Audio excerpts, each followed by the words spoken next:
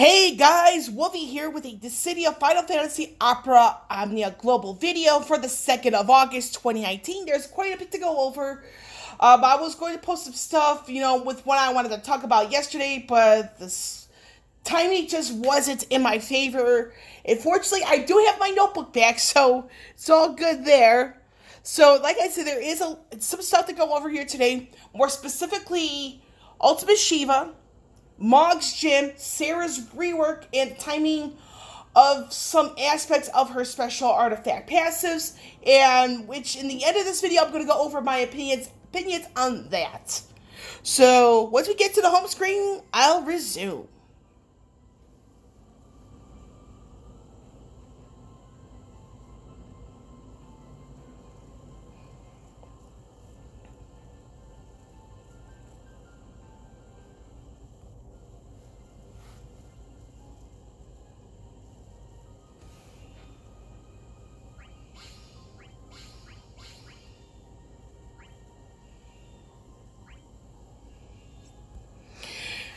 And welcome back. So I'm gonna get to my gifts once I get done with this video.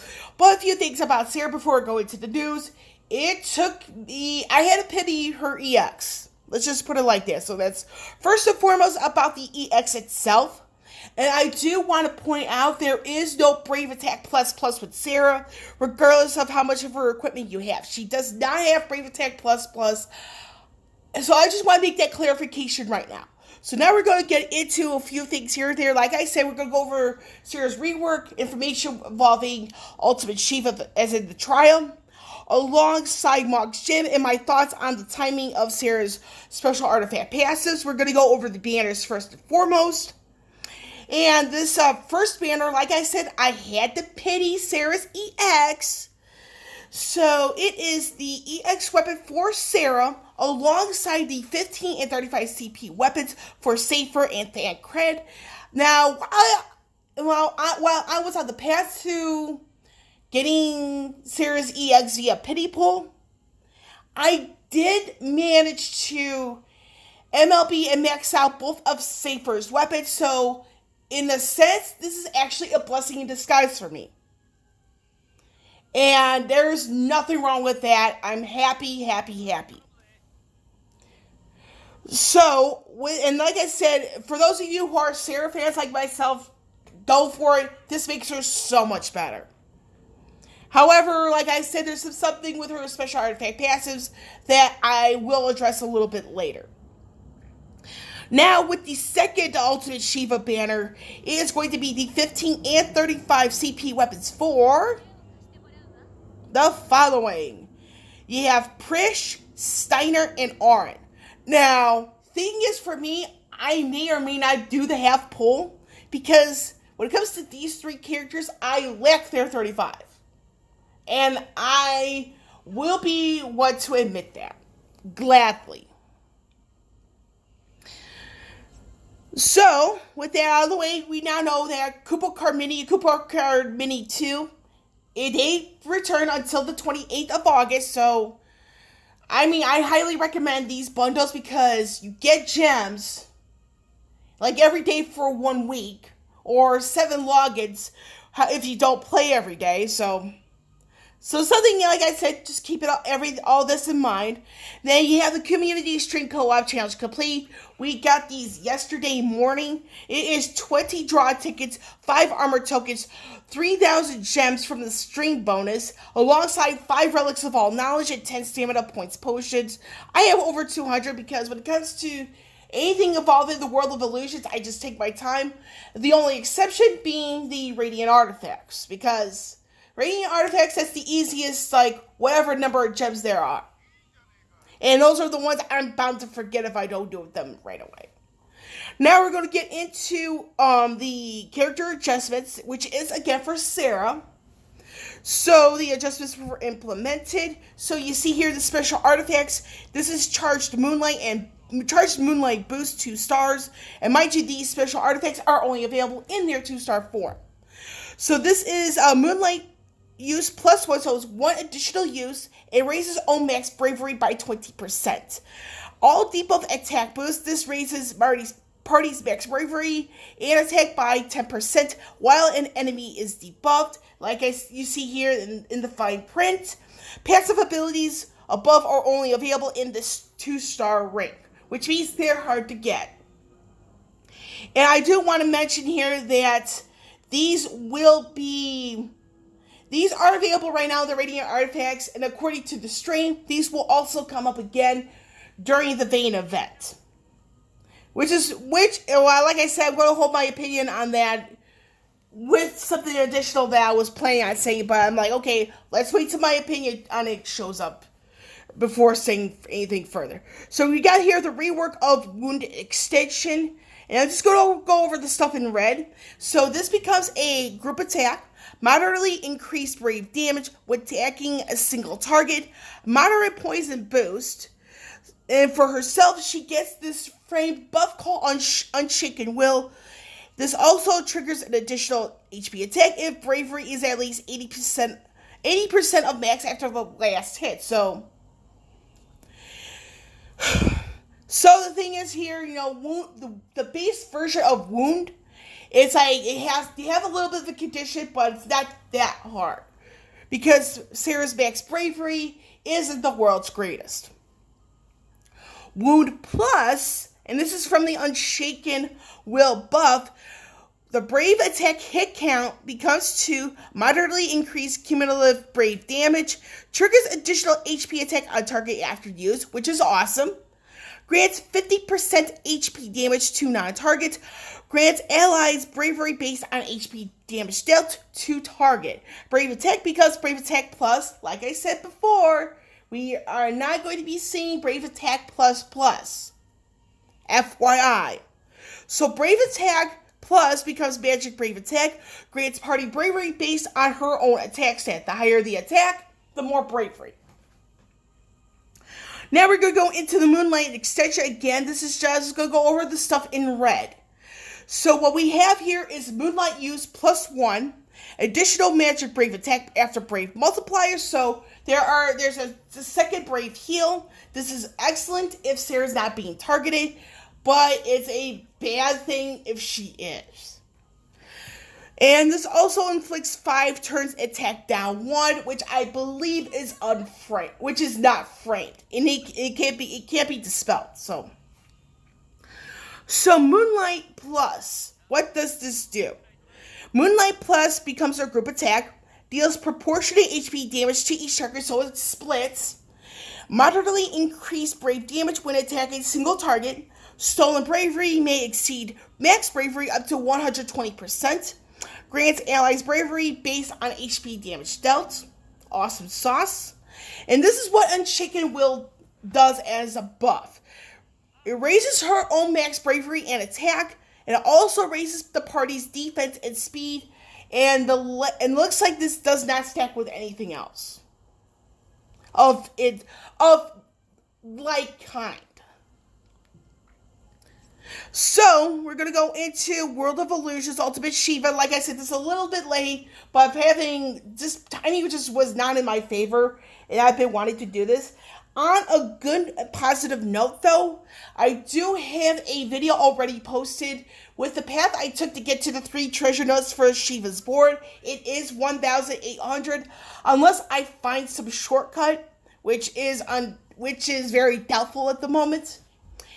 And I do have another video where the length of time I filmed it is 100% on purpose. It's one of those where I showcase how a combination of Zidane and Serah can reduce HP damage dealt to the team whenever Shiva does Diamond Dust Icicle End. So it's one of those. It's like you want to be careful. You want to take a close look at it. Figured out how I was able to reduce the incoming HP damage. So either way, we have here World of Illusions Ultimate Shiva. Shiva's summon board and level 30 unlocked. I do have her on level 30. I've yet to tackle the Cosmos difficulty, so it is what it is. But either way, so here it says you must have Shiva at level 20 in order to attempt these quests. World of Illusions Ultimate Shiva quests are available permanently even after the limited time parts end. So these are the Ice and Oranges, so that's the item you need to get her up to level 30. You could also earn summon points for these quests and spend them on the Shiva summon board to enhance your characters. The featured characters in these quests are especially boosted in these quests for a limited time. Finally, the triple effect support items are back for a limited time. So this is the whole thing here. We see Shiva, we get her to level 30. So when it comes down to her initial, if your bravery is at less than initial brave, you get a 50% attack boost and a 20% speed boost. But again, it comes down to a condition. Although it's not HP, it focuses on your bravery. So you see all this here, it's good stuff here.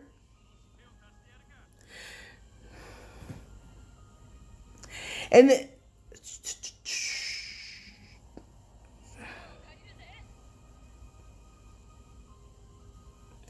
now, unlike Ifrit, the thing is with Shiva here, is if you look at her for specific passives,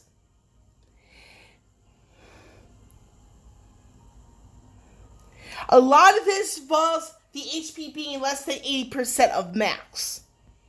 And these are the special synergy characters for Ultimate Shiva. Right now, Global cannot transfer the special synergy from past Ultimate Esper trials to the current one. So I do believe there is going to be a chance for this to return, but it's going to be much later on. And the thing is, do keep in mind there is the Radiant Artifacts for these 6 characters inside the World of Illusion, so that's always good. Now, I do want to go into Mogs Jim real quickly. And again, this is really easy to fly through, in my personal opinion. So with Mogs Jim, it is a grand total of 10 missions, 9 separate trials where it's like Brave Break 1, 2, Trial 1, then physical attacks, magic attacks, Trial 2, stuff like that. The final trial is where you get to get the most amount of gems. The total amount of gems to get from Mogs Jim is 1,400. For those of you who are interested in keeping score on that, because the first 9 missions are only 100 gems apiece. So you have here all the stuff that I was referring to briefly. And we're going to go into the token exchange. But before that, I'm going to go really quickly the limited time event for missions. Once you get to the final trial, once you clear it, it is 3 summoning tickets. You complete it, it's another 3. So the grand total is 6 draw tickets and 1,400 gems. So we're going to go into the token exchange details really quickly. Where I would recommend going is anything that's in limited supply, the chocobo tail feathers, the high shards, the clusters, the crystals, because, I mean, you don't get them as much as you get the tier 1s, and they're also limited quantities, so those are my first set of priorities. Anything that's limited. When it comes to the unlimited, I mean, you want to keep a close eye on your tier 1 shards, but my bigger focus would be at the higher power orbs and the higher guard orbs. And my thoughts on this really quickly, this is excellent because you can get certain characters that you want up to 60-60 now before Global gets into the 70-70 era, which I will deal with in another video. So, with all of this out of the way, what do I think about certain things? Now, the one thing I want to address here, in sense of my opinion, is the timing of Serah's artifact passives. Now, the communication that was given to us by the stream, I really am very torn about that. And the reason why I'm very torn about that is for the simple reason that it wasn't clear if the special artifact passes were only going to be a part of Bane's event, which is sometime next week, or they decided to add it on to the Radiant Artifacts inside the World of Illusions at the last second. And again, the whole timing, it does brings me back some iffy memories of when I was playing Final Fantasy Brave Exvius, because when I was playing that game, key word being was, because I left that game last December. Best decision I've ever made. With Final Fantasy Brave Exvius, they were not good with communicating. And when they were, it was really inconsistent. And what I fear the most for Opera Omnia is that they may be following FFBE's footsteps with communication. And I do have a video with a recommendation to help improve the game and as well as the community, with them having a YouTube channel. This would have helped alleviate some of the stuff right off the bat, in my personal opinion. So the communication is what has me torn about the matter the most. And a part of me is also worried that they may do a last minute decision and no longer have Serah as a synergy unit for Fane's event. And if that does happen, where all of a sudden Serah's no longer a synergy character for Fane's event, there's going to be a huge uproar from the global side, and it's not going to be a good one. And this is why, like I said, there's a video I do have in my files and it's part of my 18-month report, is that the game really needs to be consistent. Because this lack of consistency, in my eyes, as of late, is starting to hurt the game, in my eyes. And I just don't want this game to fall apart because of inconsistent and iffy communication. And for the limitation of anything from the global side to just Reddit, Twitch, and to some extent Twitter and Facebook, this is actually hurting them more than it's helping them. And the last thing I want to see is for this game to fall apart because of something like this. On the flip side, and to be fair, I actually am happy they also included it inside the World of Illusions. I am happy about that because it gives us players on the global side another avenue to go after those special artifact passes for Serah.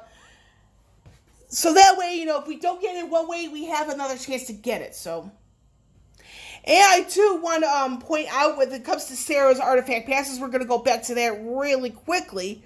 So it's going to be I'm just going to put it on the passive itself. So if I were to only want one or the other, if I had to choose, I would probably emphasize on the Charged Moonlight boost, because the debuff attack boost, thing is with that, is that you have to have something in place in order for the effects of that to kick in, and that's a debuff. There are enemies out there who are immune to debuffs. So for me, I'd rather have the Charged Moonlight boost because it's guaranteed you don't have to meet any conditions about that. So if I were to, get 3 of the Charged Moonlight boost, that's an easy 60% to my max bravery. And I'd rather have that than the all debuff attack boost, because again, you have to rely on the debuff. And if it's a framed debuff, that's something that Serah has. I know Zidane has it. I know 7 actually has a framed debuff of her own, even though it's unique. A unique debuff from 7, that sort of thing. So, and then the reason why I'd rather have the Charged Moonlight boost, because it's guaranteed you don't have to worry about anything else. And again, there are opponents who may be immune to varying types of debuffs. There are people who are immune to all debuffs. So it's one of those. It's like, but this, like I said, this is only if I had to pick one over the other, because these are great debuffs. I was about to say debuffs. These are great passives But the thing is, he had to really work with the RNG here. And with that, like I said, to finalize my thoughts on all this, with the whole thing about Serah and her artifact passives, that's where I'm the most torn about. Although, it's something, I'm willing to, give it a shot. And provided that Serah is still going to be the 5th synergy character for Fane's event, it gives me a lot more hope than, I actually have a better chance of getting these special passives. Because I know later on in August, it's going to be a safety for Kater. She gets special artifact passives. So, is this going to be one of those months where it's like, it's probably going to test certain things of the player base? And this is a necessary evil in my opinion. And this is where I'm going to end this video. With Wolvie here, finally signing off. I will catch you all on the flip side.